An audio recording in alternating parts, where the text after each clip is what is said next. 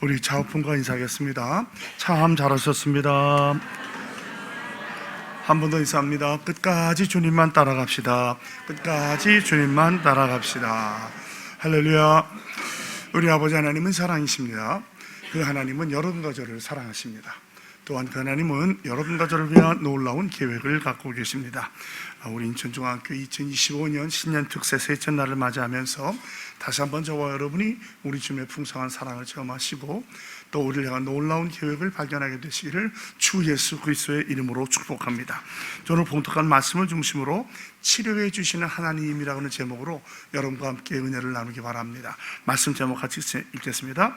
치료해 주시는 하나님. 여러분 혹시 뼈가 부러지거나 상처를 입거나 또는 큰 수술을 하거나 또 칼이나 또 이런 자상을 당해보신 분이 계십니까? 이런 상처는 육신의 상처입니다. 그런데 이 육신의 상처보다 더 아픈 게 마음의 상처, 영혼과 정신의 상처입니다. 육신의 상처는 약을 바르거나 꿰매거나 수술하면 나을 수 있을지 모르지만 물론 상처는 남겠지만 마음의 상처는 치유되기가 쉽지 않습니다. 인간적인 방법으로는 상담을 통해도 무엇을 통해도 온전히 낫지 못해요. 그러나 우리가 믿는 여호와 하나님, 치료가 광선을 쬐신 주님께서 우리의 마음을 치유해 주시면 온전하고 깨끗하게 나을 수 있는 줄로 믿습니다. 이 숨겨진 상처라고 하는 것, 마음의 상처인데 과거의 어떤 경험을 통해서 아직도 나한테 고통을 주는 것을 우리는 그런 상처라고 말을 해요. 예를 들면 버림받은 기억들, 놀림당한 것, 또 비난당한 것, 미움받은 것, 또 아픔들, 학대들, 이런 모든 것이 우리 안에 들어와서 상처로 쌓이게 되면 이게 특별히 치유가 되지 않으면 일평생 가는 경우가 있습니다. 물론 상처의 치유라는 게 하루아침에 되지는 않죠. 상당한 시간이 걸립니다. 이 심리학자들 말하기를 상처받은 기간만큼의 치료의 기간이 필요하다고 그래요. 그래서 한번 치유를 경험했다고 해서 상처가 다 낫는 것이 아니라 계속해서 이루어가는 것입니다. 아마 우리 가운데 이런 상처가 없는 분은 아무도 없을 거예요. 대개 이런 상처는 가깝거나 우리가 중하게 여기거나 우리가 어떤 영향력을 발휘하는 분들한테서 옵니다. 부모님, 형제자매, 자녀들 또는 선생님들, 선배들, 후배들, 또 직장 상사들, 이런 분들을 통해서 오게 됩니다. 제가 목회 길에 들은 지 만 38년이 됐는데 두 가지를 깨달은 게 있습니다. 모든 사람에게 상처가 있다는 거예요. 상처가 없는 사람은 없다는 말이죠. 두 번째, 육체적인 상처보다 정신적인 상처가 훨씬 더 오래 간다는 것을 경험했습니다. 저 자신도 마찬가지지만 많은 상담을 통해서 제가 깨닫게 된 것이죠. 그런데도 주님은 오늘 말씀하시기 그런 우리에게 꼭 필요한 말씀이 상처의 치유에 대한 말씀이에요. 오늘 말씀은 출애굽기 15장에 나와 있는데 가능하시면 전체를 다 읽어보시기 바랍니다. 이스라엘 백성이 홍해를 마른 땅 건너서 건넜어요. 그리고 광야로 들어갑니다. 이제 광야 들어간 초입인데 사흘길을 걸어서 수르에 갔는데 물이 없어요. 물이 없으니까 막 불평합니다. 불평하고 원만에 마름이 없다고. 그래가지고 또 찾아간 곳이 마라예요. 마라에 이르렀는데 우물로 있는데 물이 써서 마시지 못한다고 그래요. 학자들은 아마 그게 유황이 섞였기 때문에 그 화산 지역에 하다 보니까 물이 썼다고 하는데 어쩌고 말을 써서 마시지 못하니까 오늘 원망하면서 모세를 공격하려고 해요. 그때 하나님께서 모세에게 한 나무를 가리켜서 나무에 던져서 물에 넣어라. 물이 달아져서 물을 마시게 되었다고 그래요. 그리고 그때 주님께서 이 말씀을 해주시고 이들을 엘림으로 데려가서 정료나무와 오아시스로 데려갔다는 그런 내용이 돼요. 우리 인생에 있어서 여호와께서 목자가 되지 아니하시면 인생의 분명한 목적과 존재가 알 수 없습니다. 그래서 여호와는 나의 목자, 여호와는 로이라는 말씀을 배웠고 또 우리 안에 평강이 없으면 진정한 행복을 누릴 수가 없습니다. 그래서 어제 우리는 여호와 샬롬, 평강 하나님에 대해서 배웠고 오늘은 이 말씀을 통해서 나는 너희를 치유하는 여호와 라파를 배우게 됩니다. 오늘 저를 따르실래요?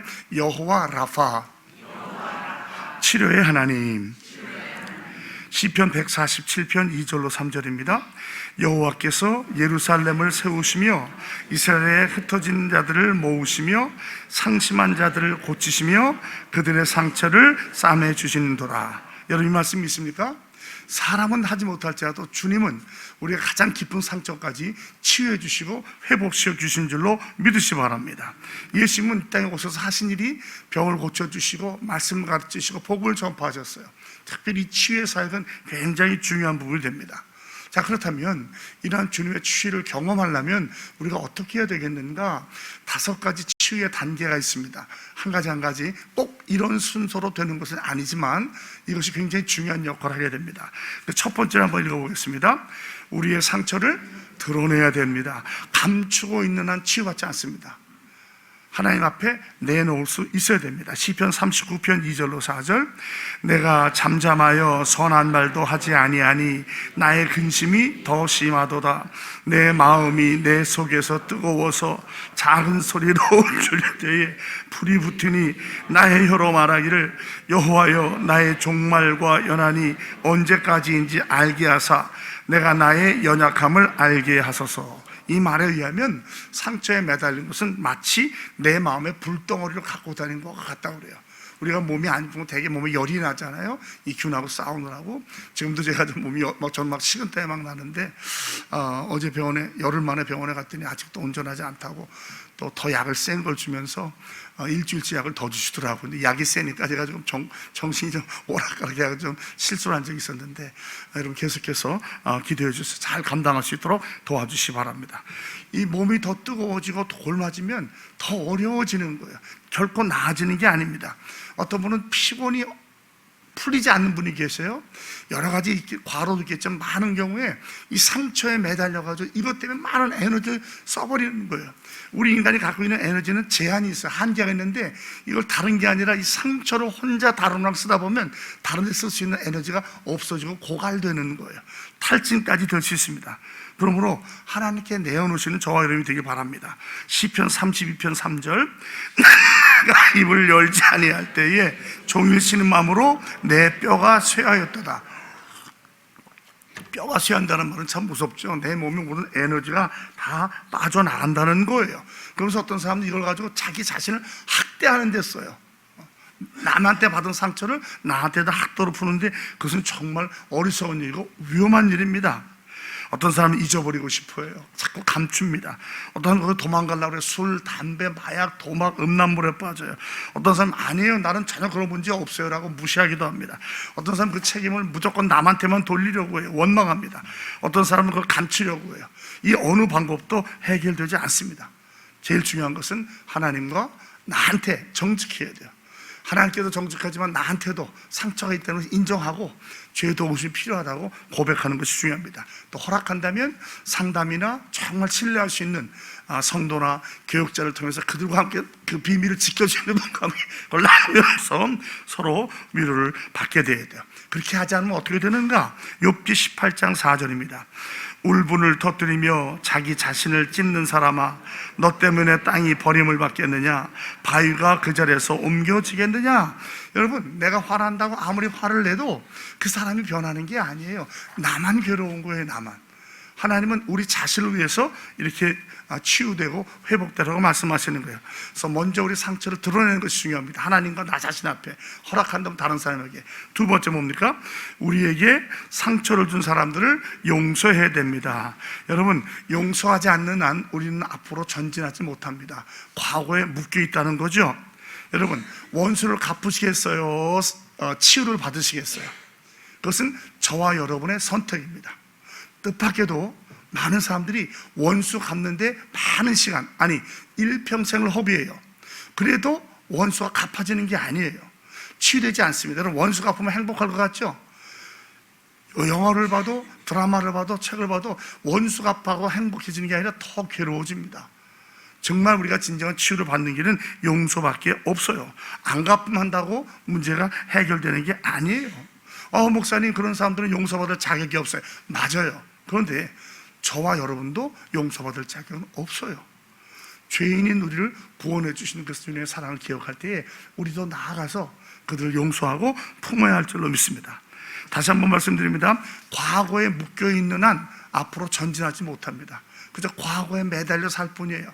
오늘 산다고 하지만 미래가 없는 것과 똑같습니다. 과거는 떠나보내야 합니다. 그래야 건강한 삶을 살 수 있어요.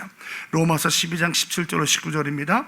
아무에게도 악을 악으로 갚지 말고 모든 사람 앞에서 선한 일을 도모하라.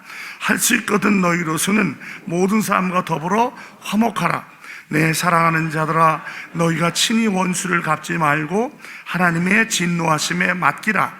기록되었으되 원수 갚는 것이 내게 있으니 내가 갚으리라고 주께서 말씀하십니다. 더 이상 설명이 필요 없겠죠. 하나님 화목하시고 원수 갚는 것은 내가 하는 것이 아닌 줄 알게 하시고 주님께 맡기십시오. 왜냐하면 주님께서는 다 아시기 때문이에요. 내가 잊어버린 그것, 그 사람이 잊어버린 그것까지도 주님은 다 알고 기억하셔요. 주님의 때에 주님의 방법으로 아름답게 해결해 주신 줄로 믿으시 바랍니다. 시편 56편 8편입니다. 나의 유리함을 주께서 계수하셨사오니 나의 눈물을 주의 병에 담으소서. 이것이 주의 택에 기록되지 아니하였나이까. 나의 눈물들, 삭대, 불의, 편견, 상처, 거절감 입은 것을 주님이 기억하고 계셔요. 그리고 주님께서 아름답게 해결해 주실 것을 믿으시 바랍니다. 상처에 매달리는 한 더 이상 치유받을 수 없습니다. 그리고 내가 상처에 매달린다고 그 사람이 상처를 같이 받는 게 아니에요. 나만 받고 있는 거예요. 종종 말씀드리지만 어떤 경우에는 상처를 준 사람은요, 나에게 상처 준 사실조차도 기억을 못해요. 의도적이지 않았을 상처가 있을 수 있거든요. 또 의도적으로 했다고 해도 대개 준 사람은 잘 기억 못합니다. 받은 사람이 기억하는 거예요. 그러면 그것 때문에 노하고 매달리면 나만 괴로워지요. 나만. 그 사람은 모르고 살아갈 수도 있어요. 우리 주님은 이런 상처를 받으셔도 이기셨잖아요. 베드로전서 2장 22절로 23절, 그는 죄를 범하지 아니하시고 그 입에 거짓도 없으시며 욕을 당하시되 맞대어 욕하지 아니하시고 고난을 당하시되 위협하지 아니하시고 오직 공의로 심판하신 이에게 부탁하시며, 예수님 분이요, 이 머리에 면류관 쓰셨고요, 손가락에 못 박히셨고요, 채찍 맞으셨고요, 이 허리에 창을 찔리셨어요. 이러한 상처를 받으셨어도 절대로 그런 자들을 원망하지 아니고 아버지 저들을 용서하여 주시옵소서. 저들이 하는 것을 알지 못합니다 그랬어요. 우리가 따라가는 분이 예수님 아닙니까? 주님을 닮아야 되지 않겠습니까? 사실 이 말을 하는 저도 쉽지 않아요. 아직도 상처가 있고 아직도 치유의 과정을 겪고 있습니다. 그러나 중요한 것은 말씀드린 것처럼 시작된 상처의 과정을 거기서 끝나게 하지 마시고 계속해서 주님 나라까지 치유와 회복으로 나아가시는 저와 여러분이 되기를 주님의 이름으로 축복합니다. 왜 우리가 남을 용서해야 됩니까? 먼저 하나님이 저를 용서해 주셨기 때문에 용서해야 돼요. 또 앞으로도 우리에게는 많은 용서가 필요해요. 내가 오늘부터 주님 나라 갈 때가 죄 안 짓고 잘 산다면 필요 없겠죠. 남들이 잘못하지 않는다면. 그러나 우리가 알듯이 가장 가까운 사람, 배우자, 부모, 형제, 자매부터 시작해서 계속 상처를 주거든요. 거기에도 우리가 또 용서가 필요한 거예요. 그리고 용서만이 나아지는 유일한 길이기 때문에 용서가 없이는 치유되지 않습니다. 아무리 평화를 얘기하고 뭘 얘기해도요, 용서하지 않으면 해결되지 않습니다. 그러므로 우리는 용서해야 되고요. 특별히 내가 종종 얘기하지만 아버지처럼 살기 싫어서라는 옛날 드라마가 있어서 보지는 않았지만 내용만 봤는데 대충 보면 거의 같아요. 내가 정말 싫어하는 사람을 자꾸 집중하면 어떻게 되는지 아세요? 우리는 그 사람을 닮아가게 돼 있어요. 난 저 사람 싫어, 저렇게 살기 싫어 했는데 내가 지나고 나니까 똑같은 사람이 돼 있다는 거예요. 아버지처럼 도박하기 싫어, 술 담배하기 싫어, 오입질하기 싫어, 다 얘기했는데 거기에만 집중하다 보니까 그렇게 안 되려고 노력하는데 나는 계속 그것만 생각하다 보니까 그렇게 되고 만다는 것이죠. 이게 굉장히 중요한 원리입니다. 저 자신이 술과 담배를 끊을 때도 마찬가지였어요. 술, 담배를 끊어야 된다고 아무리 고민해도 계속 술, 담배를 하고 있더라고요. 근데 어느 날 제가 술, 담배를 하지 않는 저를 보고 깜짝 놀랐어요. 그때 보니까 교회 대학부 안에서 임원으로 수고하고 문예부에 있으면서 주일을 열심히 하다 보니까 세상 일 할 시간이 없어진 거예요. 사라진 거예요. 우리 이것을 대체의 원리라고 해요. 따르실래요? 대체의 원리. 상처에 매달리지 마시고 하나님의 말씀으로, 아름다운 추억으로, 사랑으로 대체하십시오. 그러면 이것이 회복이 됩니다. 문제는 뭐냐면 이게 회복이 안 되면요, 이건 대를 이어서 다음 때까지 넘어가요. 여러분 그런 경우 못 봤어요? 할머니 할아버지의 그 아픔이 엄마 아버지한테 오고 그것이 나한테 오고 어느 순간에 보니까 내 자녀한테 똑같이 하고 있는 거예요. 화내는 거, 도박하는 거, 욕하는 거, 미워하는 거, 이 모든 것이 내 대로 끝나는 게 아니에요. 다음 때까지 넘어가요. 우리 자식들한테는 그런 걸 넘겨줘서는 안 되겠잖아요. 특별히 예수 믿는다는 우리가 이걸 해결하지 못하고 다음 때에 넘겨준다면 얼마나 안타깝겠어요. 그래서 주님께서 용서하라는 거예요. 나를 위해서 우선, 내가 살기 위해서. 그리고 나의 그런 아픔의 과정을 보면 자녀들이 보고 배우게 되는 것을 기억하시기 바랍니다. 세 번째, 상처를 치유받기 위해 어떻게 됩니까? 과거의 상처를 하나님의 말씀으로 대체해야 돼. 이미 말씀드렸죠. 삶은요, 대체해서 자꾸 악을 선으로 대체하지 않으면 악을 없애려고 아무리 노력해도 없어지지 않아요. 우리의 몸은요, 비디오 카메라 같아서 냄새며 색깔이며 분위기며 다 기억하고 있어요. 문제는 뭐냐면 어렸을 때 우리의 뇌는 좋은 것과 나쁜 것을 구별하지 못해요. 남들이 거짓말을 해도 그대로 믿어요. 그래서 이 권위자가 다음 세대에 끼치는 영향이 커요. 너 못 나왔어. 왜 이렇게 바보 같다. 아유, 저런 7지 8분이 너 이 다음에 뭐가 될래? 그 말을요, 그 아이는 그대로 믿어버려요. 한 번 한 말이 비유에 꽂히면 평생을 그것 때문에 그렇지 않다는 것을 증명하려고 몸부림치며 살다 보면은요, 나도 피곤하고 이웃도 피곤하게 되는 거예요. 그래서 우리가 정말 말을 조심해야 돼요. 칭찬하는 말, 위로하는 말, 격려하는 말, 사랑하는 말, 평화의 말을 하시는 저와 여러분이 되길 바랍니다. 이 거짓 정보를 이기시는 방법은 바른 정보. 바른 정보는 하나의 말씀밖에 없어요. 하나님 여러분을 사랑하십니다. 여러분 용서해 주셔요. 여러분의 놀라운 계획을 갖고 있습니다. 계속해서 반복해서 받아들이는 거예요. 그리고 그것을 믿으며 나아갈 때 조금씩 과거에 받던 상처들, 잘못 들었던 말들을 이기고 나아갈 수 있게 되는 거예요. 이렇게 하지 않으면 스스로 자멸하게 돼요. 그 잘못된 그 정보 때문에 계속 내가 앞으로 나가려고 몸부림을 쳐도 안 되는 거예요. 그리고 어떤 분은 일평생 이해하지 못하고 살다가 그대로 세상을 떠나는 거예요. 여러분, 한 번밖에 없는 삶을 그렇게 살 수는 없지 않겠습니까? 그래서 바울은 로마서 12장 2절에서 이렇게 말하죠. 너희는 이 세대를 본받지 말고 오직 마음을 새롭게 함으로 변화를 받아 하나님의 선하시고 기뻐하시고 온전하신 뜻이 무엇인지 분별하도록 하라. 이것을 우리가 날마다 몸부림쳐야 되는 거예요. 세상과 나를, 또 나와 하나님을 비교하면서 하나님의 나라와 의를, 먼저 주의 나라와 그의 의를 구하고 주의 뜻을 위해서 살아가시는 저와 여러분이 되길 바랍니다. 다시 한번 말씀드립니다. 기도하십시오. 말씀으로 채우십시오. 그리고 하나님의 말씀인 진실만을 믿고 나가세요. 사람이 우리에게 하는 말은 그렇게 중요하지 않아요. 성경이 뭐라고 말하는가, 하나님이 뭐라고 말하는가, 그 말씀을 믿고 나아갈 때 어느새 우리 삶이 변화될 것이고 이웃 사람도 그것을 알게 될 줄로 믿습니다.